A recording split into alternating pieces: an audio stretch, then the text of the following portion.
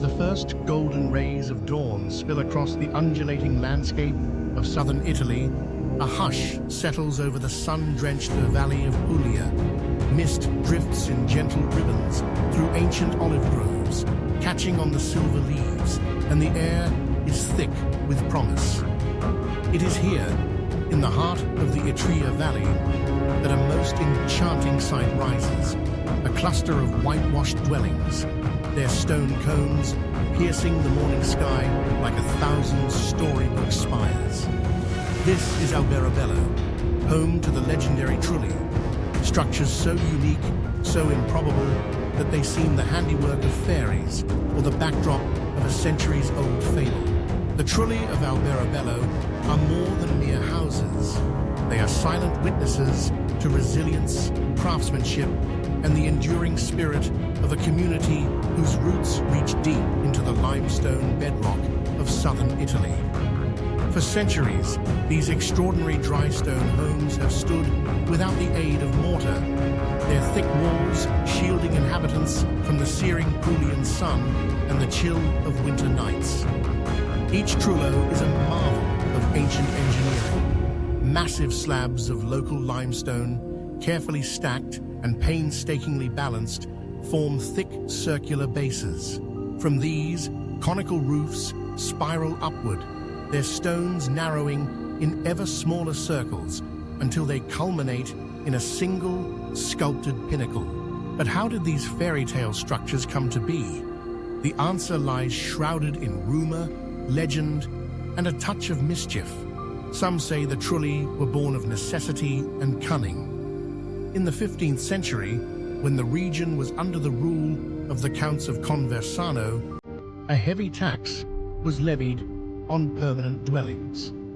To avoid these burdens, residents devised a clever solution: build homes that could be swiftly dismantled at the first sign of a tax inspector. The dry stone technique, no mortar, only gravity and skill, meant that a Trullo could be toppled in hours, leaving behind nothing but a pile of stones. Whether truth or myth, the story endures, woven into the very fabric of Alberobello. Each Trullo is adorned with symbols, painted in white lime on the roof or carved into the keystone. Some are ancient Christian crosses, others are mysterious pagan motifs, and still more are signs thought to ward off misfortune or invite prosperity. These cryptic emblems, passed down through generations, speak of a deep connection to land, faith, and the cycles of nature. To step inside a Trullo is to cross a threshold between worlds. The air is cool and still, scented faintly with stone and the memory of wood smoke. Sunlight filters through tiny windows, illuminating thick walls, sometimes 2 meters deep, built to insulate and protect. In one such home, the gentle clatter of morning echoes from a rustic kitchen, where a nonna, her hands dusted with flour, shapes orecchiette by the flickering light of a wood-fired oven. Here, tradition endures in every gesture: the slow simmer of tomato sauce, the careful rolling of dough, the laughter that fills the air as family gathers around a weathered table. Yet outside, change is in the air. Some Trulli have been lovingly restored, their ancient bones now home to boutique bed and breakfasts or luxury retreats. Modern comforts blend with age-old charm: polished stone floors, crisp linens, and the soft glow of lanterns beneath vaulted ceilings. Guests from across the world come to sleep beneath these storied cones, drawn by the promise of history and the magic of a landscape unchanged by time.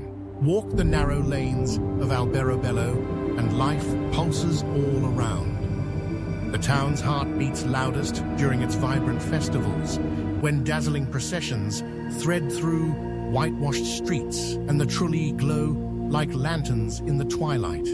Locals don traditional dress, their laughter mingling with the melodies of accordions and tambourines. Children chase each other through sunlit courtyards, while artisans display their craft, hand-thrown ceramics glazed in turquoise and ochre, olive wood baskets woven by fingers that recall the rhythm of centuries. The market square is a living tapestry.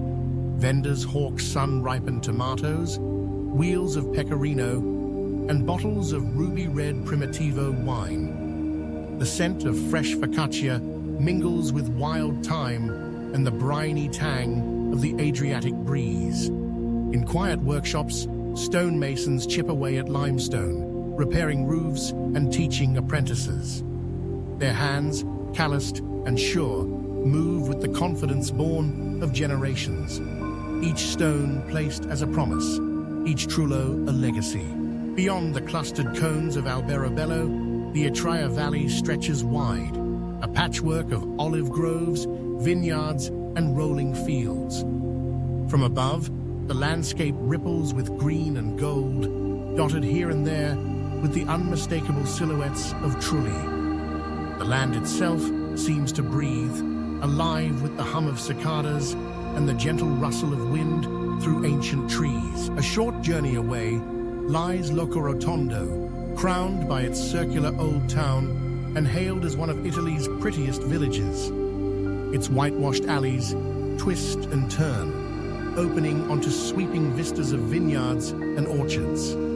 Farther still, the mysterious city of Matera rises from stone cliffs, its cave dwellings carved by hand, echoing the same ingenuity that gave birth to the Trulli. As evening falls, the stones of Alberobello glow with the warmth of the setting sun. Shadows lengthen, and the cones of the Trulli are illuminated one by one, each becoming a lantern in the gathering dusk. In a quiet courtyard, a family gathers beneath the stars, glasses of Primitivo raised in a toast to memory and home. The accordion's melody drifts softly through the night, mingling with voices and laughter, a lullaby for a town that has endured through time, its heart beating beneath stone and sky. In Alberobello, the past lives on in every stone, every story, every shared meal. The Trulli stand not only as monuments to ancient ingenuity, but as symbols of belonging, resilience, and the enduring magic of a place where history and legend are woven together beneath the Pulian sun. Here, in the land of cone-roofed dreams, the fairy tale is real, and its story is still being written, day by day, under the watchful gaze of the stars.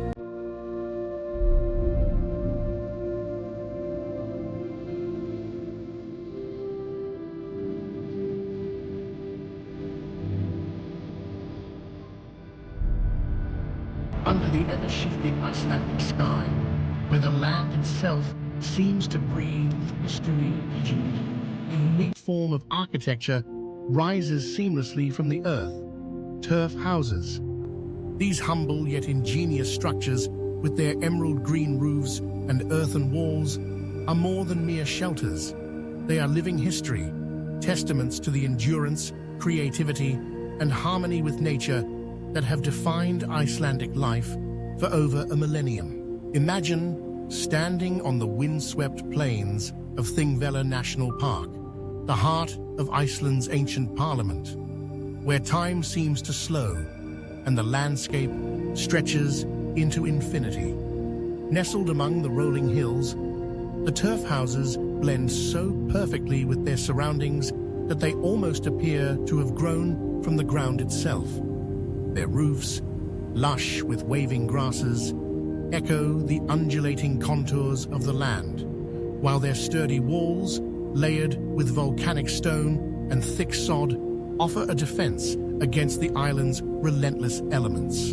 For the traveler seeking something extraordinary, Iceland's turf houses offer rare examples of sustainable architecture that predate modern eco-movements by centuries. Their design is a masterclass in both insulation and aesthetics, striking a balance between beauty and necessity. In the depths of winter, when Arctic winds howl across the tundra and snow blankets the ground, the thick sod walls and living roofs trap warmth inside, creating cozy havens of comfort. In summer, the midnight sun bathes these green roofs in golden light, and wildflowers bloom atop the very shelters that once protected Viking settlers. Key sites beckon across the country, each telling its own story. At Glamberg in Skagafjordur, a cluster of turf farmhouses stands as a museum, meticulously preserved to showcase daily life from the 18th and 19th centuries. Inside, the scent of aged timber and earth lingers, and visitors can trace the lives of Icelandic farmers, how they cooked, slept, and gathered around the communal hearth. In the remote villages of the West Fjords, such as Isafjordur, turf houses appear more weathered, their walls softened by lichen and moss, silent witnesses to a vanished way of life. For a truly immersive experience, travelers can stay in modernized turf guest houses, like the charming turf-roofed cabins of Reykholt. Here, the past meets the present. Geothermal heating warms the rooms, while thick sod muffles the outside world, and windows frame sweeping views of mountains and sky. By day, guests can explore the countryside or soak in natural hot springs nearby, such as the steaming pools of Geysir. By night, whether under the endless glow of summer or the dancing auroras of winter, the turf house becomes a sanctuary, a place to reconnect with nature and history. The story of turf houses is also the story of Iceland's people, their resilience shaped by harsh environments and scarce resources. Early settlers, arriving during the Viking Age, found a land devoid of forests, but rich in volcanic rock, birch scrub, and hardy grasses. Necessity became the mother of invention. Turf was harvested from meadows and riverbanks, cut into bricks with sharp blades, and carefully layered over stone foundations. Each house was built communally, neighbors working side by side, their hands weaving together the bricks that would keep them safe from Arctic gales and biting cold. Turf construction was both art and science. Beneath the grassy roof lay birchwood beams, driftwood salvaged from distant shores, and layers of insulating earth. The thick sod, often fescue or ryegrass, rooted into the roof itself, creating a living barrier against wind and rain. Windows, small and deep-set, admitted precious light while minimizing heat loss. Every element was designed with survival in mind, reflecting a profound understanding of the land's rhythms and limitations. Local lore adds another layer of enchantment. It is said that turf houses harbor the spirits of ancestors, their walls echoing with whispered sagas and folk songs.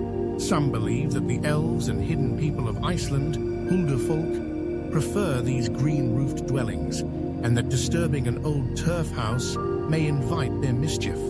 Today, visitors can pair their exploration of turf sites with visits to wool workshops, where the ancient art of Icelandic knitting endures, or relax in geothermal pools, sharing stories as the steam rises beneath northern skies. The science behind turf houses continues to fascinate. Historians and architects marvel at how these structures, built without modern materials, achieved remarkable energy efficiency. Layer by layer, the houses reveal their secrets: volcanic rock at the base for strength, birchwood frames for flexibility, and thick turf for insulation. Modern CGI reconstructions show how heat is trapped within, while moisture is wickered away, and how the living roof repairs itself season after season. But this heritage is fragile. Many turf houses have fallen into ruin, reclaimed by the wind and the relentless march of time. In places like Laufás, careful restoration preserves these gems for future generations, while elsewhere, only mounds of earth and stone remain, their stories half buried. A debate stirs among Icelanders. Should we rebuild these houses and revive their lessons for our modern world, or let them stand as solemn monuments to endurance and change? A new generation of architects is finding inspiration in these ancient forms, reviving turf techniques for eco-friendly hotels and sustainable homes. Their work blends tradition with innovation, proving that the wisdom of the past is not lost, but evolving. In the glow of a crackling fire, families gather in reconstructed longhouses, sharing tales that stretch back to the sagas, stories of gods and heroes, of survival and wonder beneath the northern lights. Every visit to a turf house is a journey through time. The crunch of footsteps on frost, the distant clang of sheep bells, the scent of earth and wood, and the soft murmur of Old Norse poetry. These are the sounds and senses of Iceland's living history. Under a sky painted with auroras or midnight sun, the turf houses stand as quiet guardians, reminding us that true harmony with nature is both our oldest tradition and our greatest hope for the future.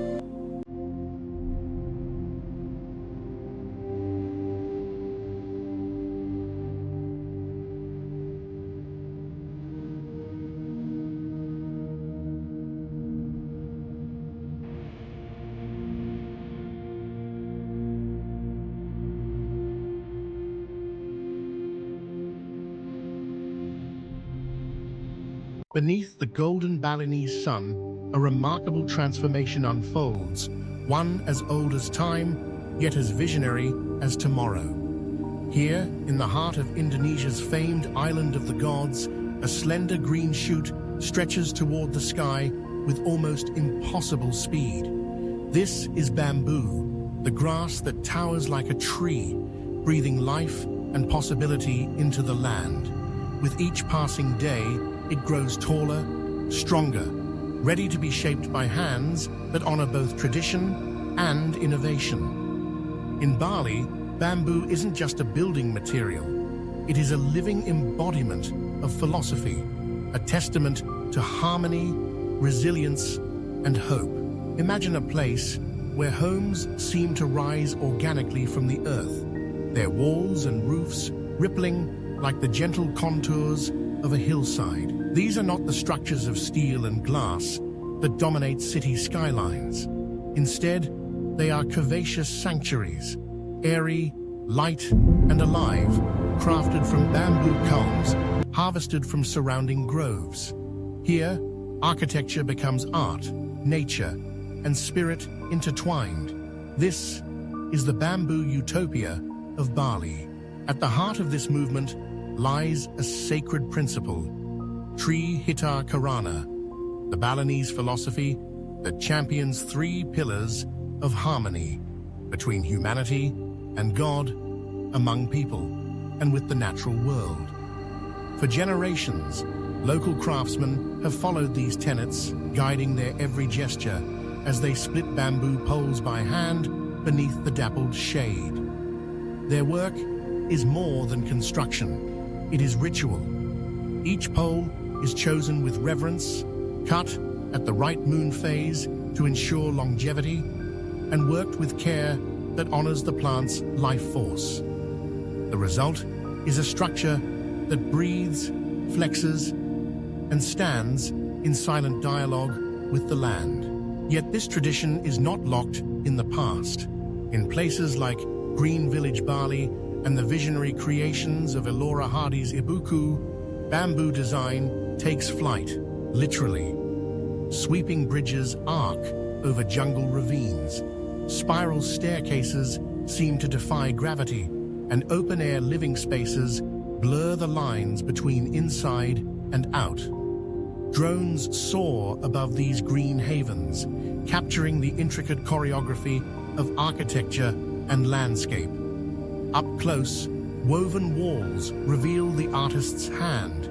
Each strand of bamboo, split, treated, and joined without a single nail or drop of glue. The joinery is an ancient puzzle perfected over centuries and reimagined for the future. Science and sustainability are woven into every fiber. Unlike timber, which takes decades to mature, bamboo reaches full strength in just 3 to 5 years, making it one of the world's most rapidly renewable resources. Once treated with natural salts, it shrugs off pests and resists the relentless tremors of earthquakes. Flexible yet sturdy, bamboo absorbs shock, bends but seldom breaks, a living metaphor for the resilience of both nature and those who dwell within it. Step inside one of these bamboo homes at dawn, where life unfolds in harmony with the rhythms of the island. A gentle breeze stirs the leaves as a family gathers for morning offerings at a bamboo shrine, their prayers rising with the smoke of incense. The kitchen is open to the sky, where coffee simmers over a fire pit, and the aroma mingles with the scent of wet earth. Children scamper across netted lofts, suspended among the rafters like tree houses, their laughter mingling with the calls of tropical birds. In the distance, the Ayung River rushes, its song a constant reminder of the land's vitality. For some, these green sanctuaries are everyday dwellings. For others, they are a rare retreat. Eco-resorts like Hideout Bali offer travelers a chance to unplug and reconnect, sleeping beneath starlit skylights, cradled by the gentle curve of a bamboo roof. In these moments, time slows. The world outside, of concrete jungles and digital distractions, fades into memory. Here, the only soundtrack is the rustle of palm fronds, the clink of bamboo wind chimes, the distant strains of gamelan music drifting through the valleys. Yet paradise is not without threat. Bali's landscapes face mounting pressure from unchecked tourism and the relentless appetite for concrete, steel, and glass. Forests shrink, rivers strain, and the island's soul hangs in the balance. But bamboo offers a different vision, a future rooted in regeneration, not depletion. For every pole harvested, new shoots spring up, growing fast enough to rebuild what was taken in mere years. Across the island, activists and villagers are replanting bamboo groves, restoring watersheds, and teaching the next generation the sacred craft. Every pole, they say, builds a future. Every home is an act of hope. On stormy afternoons, when the sky darkens and rain sheets down in torrents, these bamboo houses stand unwavering. The drops beat a rapid tattoo on the woven roof, while inside, families gather in the warm glow of lantern light. The structure flexes with the wind, but never falters, proof that beauty and strength can grow from the humblest of origins. As night falls, the jungle comes alive with the flicker of fireflies and the low hum of insects. Through open walls, the scent of rain-washed earth drifts in, mingling with the soft murmur of voices. Somewhere, a child dreams beneath a canopy of bamboo and stars, cradled by the promise of a home that is both ancient and astonishingly new. What if the future of housing has been here all along? What if the answers to our most pressing challenges, sustainability, community, belonging, are rooted in the wisdom of cultures who have always lived in harmony with the earth? In Bali's bamboo utopias, this vision feels not only possible, but inevitable. Here, every home is a living bridge between past and future, nature and innovation, hope and reality. As the last light of day slips behind the volcanic peaks and the rice terraces shimmer in the dusk, the bamboo villas glow like lanterns in the landscape. They are more than houses. They are sanctuaries, laboratories, and beacons. In their graceful arcs and living walls, we glimpse a way forward, a world where our homes nourish the land, our hands honor tradition, and our dreams grow as boundlessly as bamboo.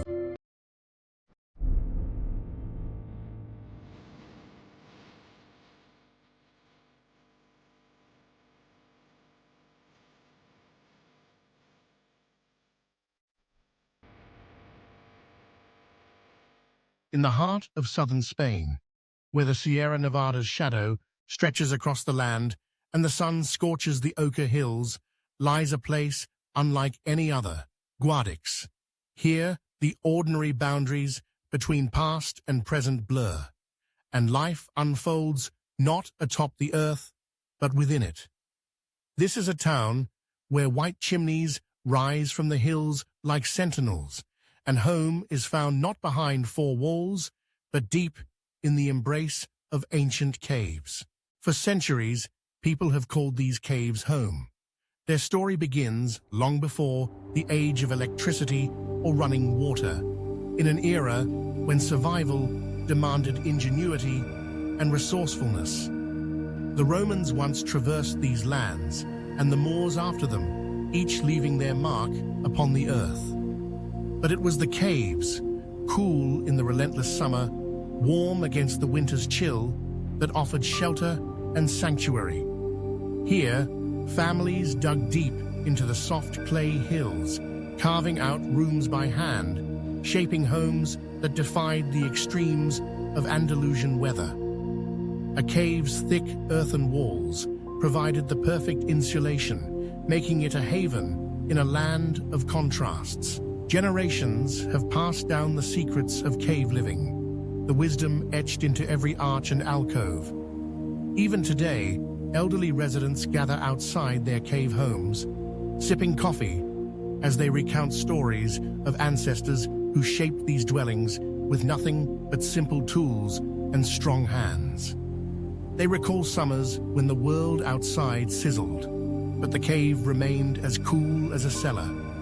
Winters when the earth's embrace held them in warmth, no matter how cold the wind howled above. Step inside a cave home in Guadix, and you'll discover a world where tradition meets modern comfort. The walls are whitewashed and smooth, curving gently into arched ceilings that echo the natural shapes of the earth. Nooks and crannies, carved for candles and keepsakes, speak to centuries of careful craftsmanship.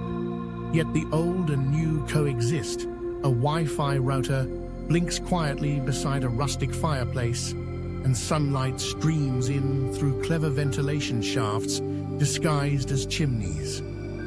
Some caves have been transformed into boutique hotels, where guests soak in jacuzzis beneath ceilings that resemble ancient stalactites, savoring the quiet magic of life underground. Outside, life in Guadix flows to an ancient rhythm. At dawn, the scent of baking bread drifts from wood-fired ovens.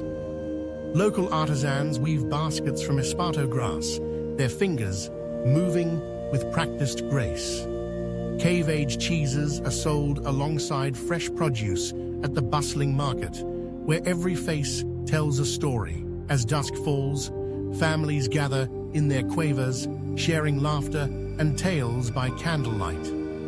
Flamenco music spills from cave bars, while children race donkeys through sun-baked hills and potters sculpt clay drawn from the very earth around them. Yet, the future of Guadix's caves is not assured.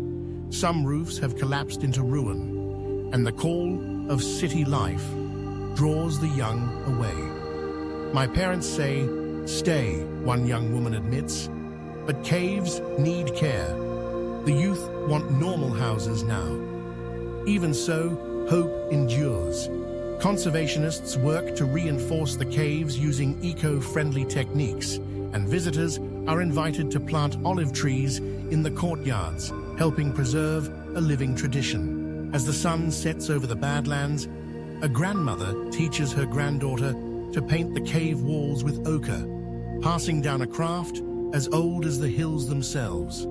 Hundreds of cave windows glow softly in the dusk, each a testament to the resilience and creativity of those who call this land home. In Guadix, the future is not built with brick and mortar, it is carved, gently and patiently, from the earth, one handful at a time. Here, the earth welcomes you home, offering shelter, history, and the promise of belonging for generations yet to come.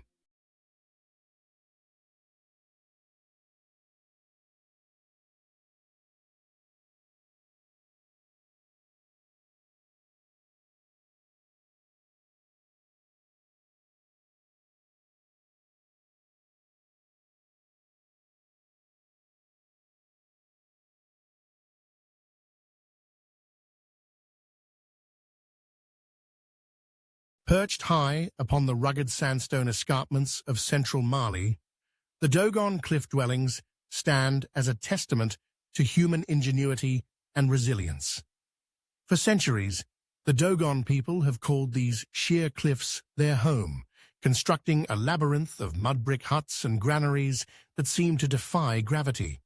The villages, etched into the rock face, are connected by narrow, winding paths, some scarcely wider than a footstep, where every stone tells a story passed down through generations.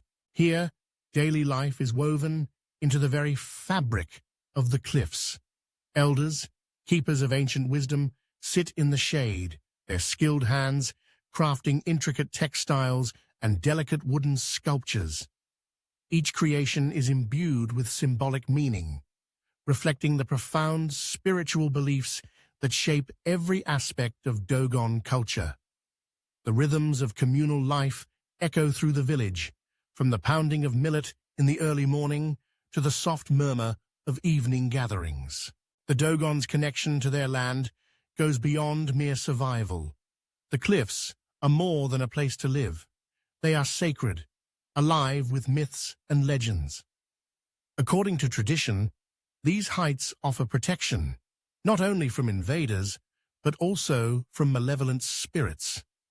The unique architecture, with its iconic granaries and ceremonial structures, mirrors the cosmos, embodying a worldview where the earthly and the divine are inseparably intertwined.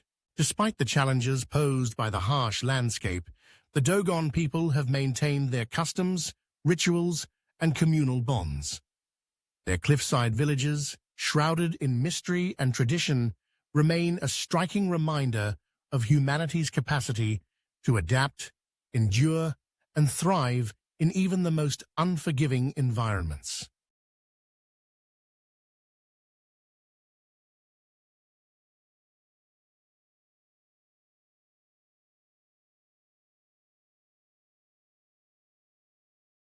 Nestled in the rolling hills of the Cotswolds, thatched cottages stand as timeless guardians of England's rural heritage.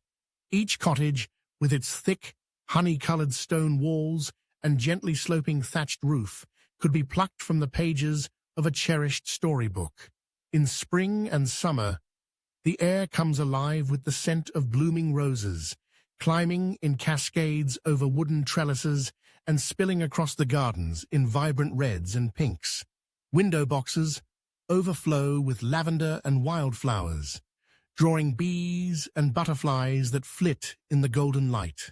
Mornings here often arrive shrouded in delicate mist, softening the landscape and adding a mystical quality to the winding lanes.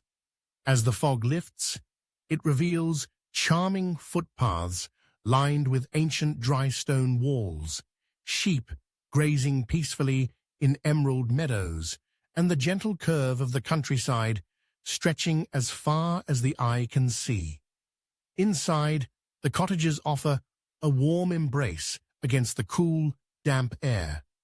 You hear the comforting crackle of a fire in the hearth, feel the warmth radiate through low-ceilinged rooms, and see the flicker of flames dancing across weathered beams.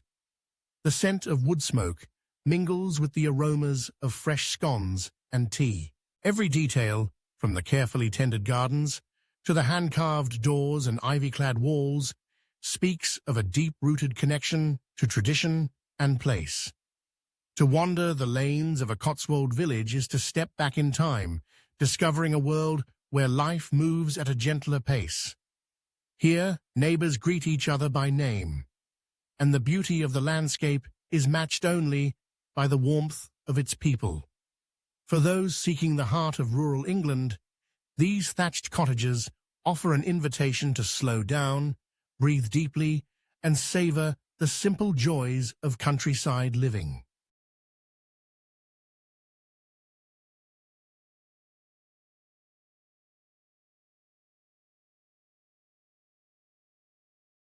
On the shimmering surface of Inle Lake, in the heart of Myanmar's Shan State, life unfolds above the water in a delicate balance of tradition, ingenuity, and resilience. Here, the Intha people have spent centuries crafting a world that floats, homes, markets, even gardens, poised on slender wooden stilts, rising like herons from the morning mist. In this unique water world, the very idea of land is reimagined, replaced by a network of wooden walkways and gliding canoes, all shaped by the rhythms and whispers of the lake. The architecture of Inle's stilt villages is a marvel born of necessity and wisdom passed down through generations. Teakwood piles, driven deep into the lake bed by calloused hands, form the foundation of every home, high enough to withstand the surging monsoon floods, strong enough to host laughter, dances, and the weight of family history. Walls are angled to slice through the howling winds, while bamboo lattices invite the cool breeze to drift through open windows. Even daily chores become acts of adaptation.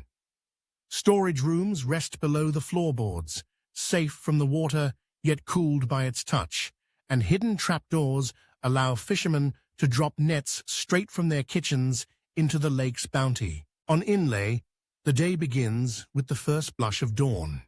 Women in wide-brimmed hats paddle slender boats to tend floating gardens, ingenious rafts of water hyacinth and soil, tethered to porches with bamboo stakes. These gardens bloom with tomatoes, gourds, and fragrant herbs, their roots trailing in the water beneath. The morning market unfurls as a gentle ballet. A flotilla of canoes laden with lotus flowers, fresh-caught carp, and hand-rolled cheroot cigars drifts across the rippling surface. Neighbors greet one another with steaming cups of green tea, exchanged with steady hands and never a boat colliding. Here, even the mail arrives by boat, and children race each other to school in carved mango wood canoes, their laughter echoing across the water. Beneath the stilted homes, life hums with craft and tradition. In the cool shade, looms clatter as women spin the world's rarest lotus silk, weaving fibers plucked from the heart of lake-grown flowers into scarves of exquisite softness. Blacksmiths shape knives over embers, using underwater bellows to keep their fires alive.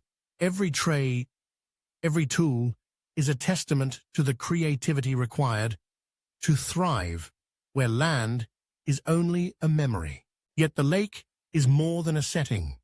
It is a living presence, its moods watched and heeded like those of a beloved ancestor. The Intha listen for the lake's whispers, stilts that creak with rising water, frogs that fall silent before rain.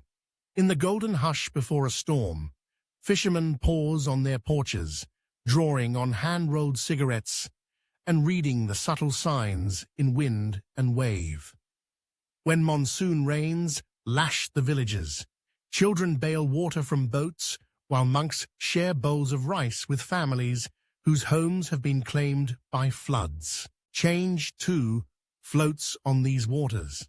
The arrival of tourism brings both prosperity and concern.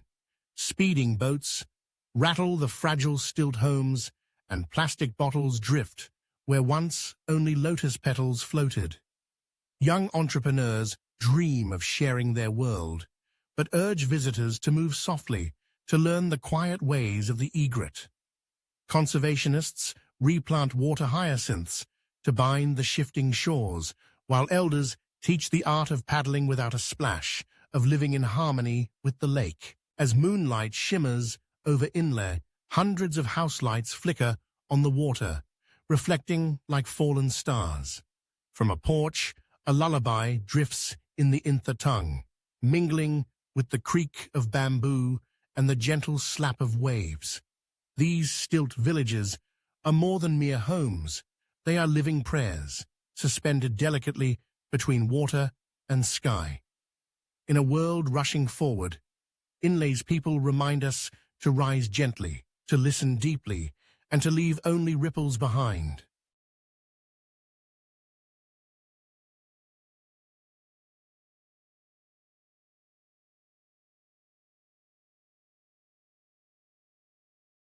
Here, in the shadow of the Carpathian Mountains, the ancient forests whisper stories to those who will listen. Rising from the emerald canopy, log cabins dot the landscape, timber sanctuaries, their amber glow a promise against the dusk.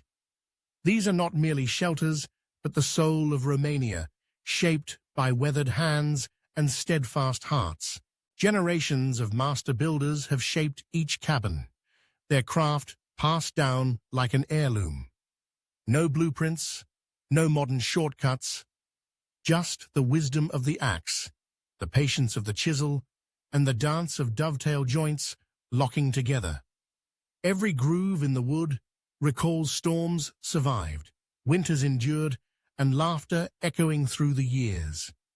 The scent of fresh-cut pine mingles with the smoke curling from the chimney, a silent testament to the resilience of those who call these mountains home. Life within these wooden walls is woven from the threads of tradition. In the heart of winter, snow drifts high, but inside, the hearth crackles with warmth and the promise of a shared meal. A pot of chiorba simmers gently on the fire, while an elderly woman shapes dough for golden mamaliga. Children, faces aglow, play with hand-carved toys as the wind whispers through thick logs, and outside, shepherds tend their flocks, making cheese in mountain huts where sunlight and shadow mingle. Legends cling to these cabins like morning mist. By firelight, storytellers recount tales of wolves and vampires, of Dracula's restless spirit, and the secrets hidden in the woods. The line between myth and memory blurs as tourists sip fiery tsuika and listen with wide eyes, the past alive in every flickering flame. Yet, the future arrives on quiet feet. Some cabins stand empty, their roofs bowing to time, while others are reborn. Modern comforts concealed behind ancient beams, solar panels hidden by shingles. Volunteers and visionaries labor side by side, determined that these wooden guardians endure not as museum pieces, but as living homes. In the Carpathians, wood remembers axes, laughter, storms, and stories. And if you pause, in the hush of twilight, you might hear those memories too, calling you to listen, to dream, to belong.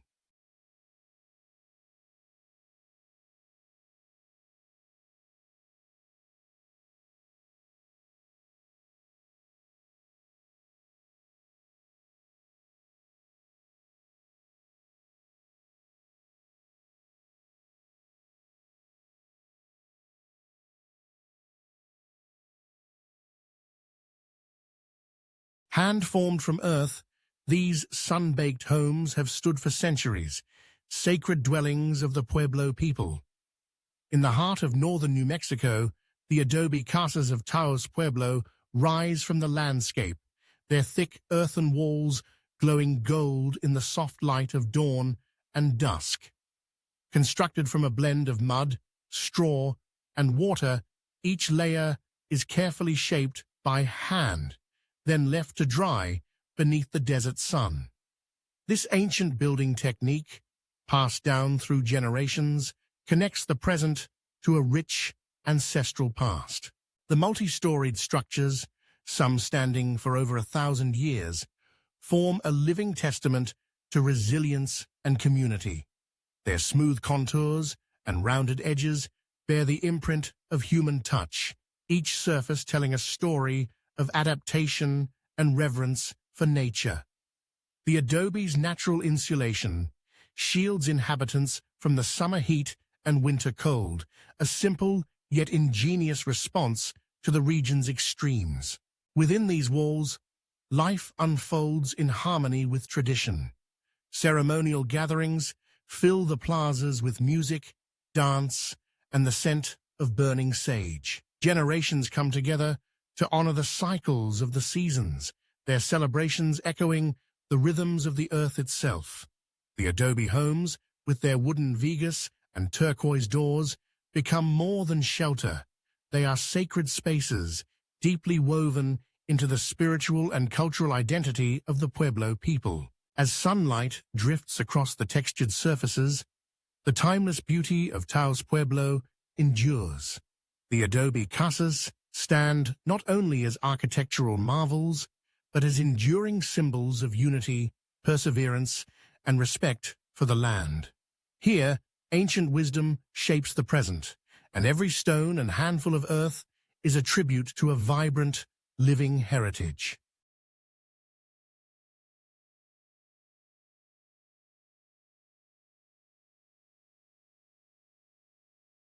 Nestled high in the Pindus Mountains, the Zagori villages stand as a testament to the artistry and resilience of centuries past. Here, stone homes rise from the earth itself, their slate roofs and sturdy walls crafted by skilled hands, enduring the harsh winters and the test of time. These villages are a labyrinth of cobbled streets, each twist and turn revealing another glimpse into a world where nature and tradition exist in perfect harmony. Ancient stone bridges arch gracefully over rushing rivers, connecting settlements and memories alike. Built without mortar, each stone laid with precision, these bridges have carried generations across the deep gorges that define this landscape. As you wander through narrow alleyways, the sound of footsteps on weathered stones echoes softly, a gentle reminder of those who walked here long before. Inside these homes, thick walls shield against the mountain chill, while small windows frame breathtaking views of misty peaks and rolling forests. The interiors are simple, yet warm, with wooden beams and worn stone floors. In the evening, rooms come alive with the soft glow of candlelight, casting flickering shadows that dance along the walls. Here, time slows, and stories are passed down over shared meals and quiet moments by the hearth. Life in Zagori moves to the rhythm of the land. Locals gather in village squares, where laughter and music mingle with the scent of pine and wood smoke. Generations have preserved these traditions, fiercely proud of their heritage. The stone homes, bridges, and winding paths stand as monuments to endurance and ingenuity, blending seamlessly into the dramatic mountain terrain. In Zagori, the past is ever present, unshaken by time, offering a glimpse into a Greece that endures, rooted in stone, memory, and the unyielding beauty of the mountains. In the heart of southern Africa, where rolling hills meet vast grasslands, an ancient architectural form stands as a testament to resilience and community. The rondavel, its name derived from the Afrikaans word for round, is more than just a dwelling. It is a symbol woven into the cultural fabric of Lesotho and South Africa. With their distinctive circular walls and elegantly sloping thatched roofs, rondavels rise from the landscape, echoing the shape of the horizon and the cycles of nature itself. As the sun sets over the highlands, the villages come alive with color and life. Children swirl and play in open spaces, their laughter drifting on the breeze. Far off, cows graze contentedly, their silhouettes blending into the golden light. Around them, the rondavels stand in quiet harmony, clustered together like a family gathering for the evening meal. Built from locally sourced materials, stone, mud, and thatch, these huts embody an ancient wisdom. The knowledge that true shelter is crafted in concert with the land. The circular design of the rondavel is not merely aesthetic. Its shape serves a practical purpose, allowing the structure to withstand the elements that sweep across these high plateaus. The wind, ever present in the mountains of Lesotho, flows smoothly around the rounded walls, unable to find purchase or weakness. Rainwater slides off the steep thatched roof, leaving the interior dry and cool. The thick walls, constructed with layers of earth or stone, insulate against both the heat of summer and the chill of winter nights. Generations of builders have perfected these techniques, passing them down through families like treasured heirlooms. Inside, the rondavel is a place of warmth and connection. The central hearth, often set upon the packed earth floor, glows with a comforting fire. Smoke curls upwards, drawn through a small vent in the roof.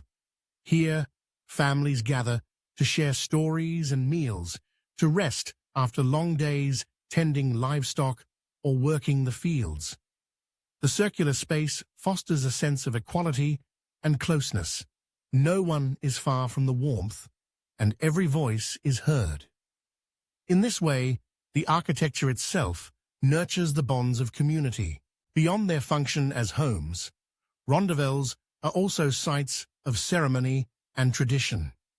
In some villages, the largest hut serves as a gathering place for elders to meet, resolve disputes, or welcome important guests. The construction of a rondavel can itself be a communal affair, with neighbors joining together to raise the walls and weave the thatch. Each new rondavel is a celebration of unity, a reaffirmation of the values that hold the community together. As day fades to dusk, the villages settle into a gentle rhythm. The last rays of sunlight touch the thatched roofs, turning them to gold. In the quiet, the rondavels seem to breathe with the earth, their rounded forms blending seamlessly with the curves of the hills. They are not monuments of stone and steel, but living structures, adapted, resilient, and alive with memory. For travelers, the sight of these huts scattered across the landscape is more than picturesque. It is an invitation to understand a way of life rooted in respect for both people and place. The rondavel endures, not simply because it is strong, but because it is harmonious, designed to weather the storms of nature and the passage of time. In every stone, every bundle of thatch, there is a story of ancestors who shaped the land, of families who gather in the glow of a shared fire, and of a people whose homes mirror the enduring cycles of the world around them.